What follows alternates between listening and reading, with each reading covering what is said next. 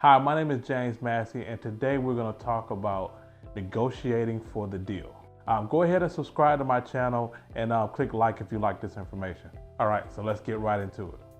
So I was talking to one of my agents, and they were just expressing to me about how they was having some issues with one of the deals that they was dealing with, and the issue was coming up from the inspection report, where a lot of people in the inspection reports and things of that nature, things start to go haywire.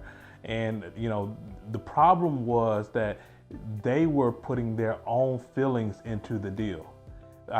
They didn't want to accept something that the other person was putting out there that said need to be done, even though they haven't even reached out to the client and see if it was even possible. So what I found is like a lot of agents, what they do is they negotiate specifically for their client. And they're thinking that what they're doing a really good deal for the client because they're trying to get the most for the client. While this is true, where we should be trying to get the most for the client, we can't forget about the deal itself.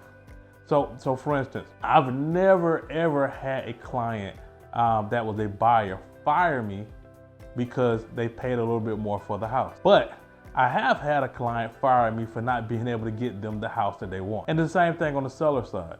I never ever had a seller fire me or get mad at me because they sold their house for a little bit less. But I have had a seller get upset with me because the home did not sell. So like we all watch these shows and we always watching like $1 million listings, things of that nature. And what you'll find on the shows is that the majority of the negotiation is happening with your client. It's not with the agent on the other side of the deal. Now, of course, there's gonna be some negotiation that's gonna happen with the agent on the other side of the deal, and you're gonna fight and push for your client itself. But the deal is the most important part of making things happen. So you cannot forget about that. If you do not get a deal done, then you failed as a real estate agent. So one of the things that I always try to do is I try to get myself and the other agent on the other side almost on the same page. Because if we're on the same page, if I need a extra, I don't know, $3,000 or $1,500 or an inspection report or whatever it is in order to move the deal forward, then guess what? If I'm saying words like, hey man, we're in this together, we're gonna make a deal happen together, those things matter in the end of the day. So I had one particular deal, and it was an agent, and to be honest with you, they wasn't very experienced at all. And they were always just closing down. If we asked for this, they closed it down. If we asked for that, we closed it down. So what I started doing is I started spoon feeding him information to give to his client. Just because he didn't understand that you're negotiating for the deal, you're not negotiating trying to get this big ordeal done to make yourself look good in front of your client. And what I found is like what most people do is they just don't understand, if you don't have a deal, you don't have nothing. Like you have to always negotiate for the deal and put the deal above your personal feeling. Because if you don't do that, you're gonna find yourself losing out, or your client losing out, or you're gonna end up messing up. So I always take it to my client and I find out if it's something that they're willing to do by taking my emotions out of it.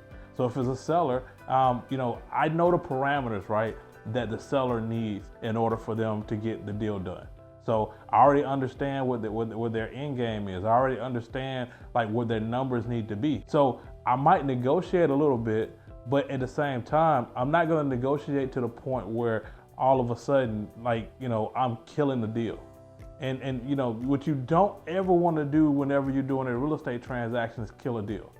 And personal feelings get in the way with that. So you have to take the personal out, and then you got to put your real estate hat on, negotiation hat on, which is what is going to be the best thing that we're going to be able to do in order to make everybody happy, or more importantly, to get the deal done. So scratch out the seller on the one side, scratch out the buyer on the other side, and then you're negotiating. You only want a deal done, whatever it takes to get the deal done. So it's so many people in so many different industries where try is not good enough. Like we're commission based. So like trying or being close just does not get it done. Like you either win or you fail. You either make it happen or you don't make it happen. You either get the listing signed or you don't get the listing signed. You either get the deal closed or you don't get the deal closed. It's one or the other. There's no in between. So like you got to get your personal feelings out of the way in order to make this thing happen. So one of the things that I was able to do with this particular person is kind of explain that to them and let them know, like, you're not the one buying this house. Your seller, your buyer's buying the house, or your seller's the one that's selling the house. So it's a lot of times, like, you know, some people, I've had other agents that say, well, I want to show this house, but I didn't like the house. So I told the client that, I think there's better things out there. Well, then I asked them, like, well, did you ask the client, did they like it? Did you ask the client what they think about it? Well, I mean, I asked them a couple of questions, but at the same time, I mean, I just don't think that was a good house for them. Okay, all right.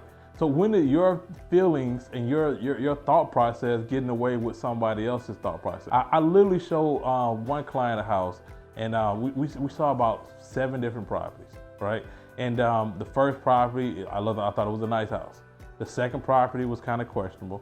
The third one was a nice one. The fourth one was a nice one. The fifth and sixth one was kind of questionable. But the 7th house, it was an absolute disaster in my book. I mean, the plumbing needed to be done.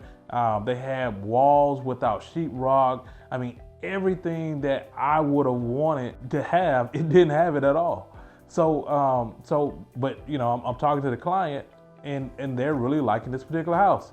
And I didn't quite understand why, but I was at least smart enough to know that my why isn't their why, so therefore I need to make sure that I'm doing them a good justice. So what ended up happening, we ended up putting an offer on the house, and they were able to buy the house. Months later, I get text messages from them. I get referrals, first of all, and then I get text messages from them about how they're so happy about this house. So I started asking them more questions about it, and I started finding out it really wasn't the house that they were so happy about. It was more so the location. The location was close to their church. The school was right down the street.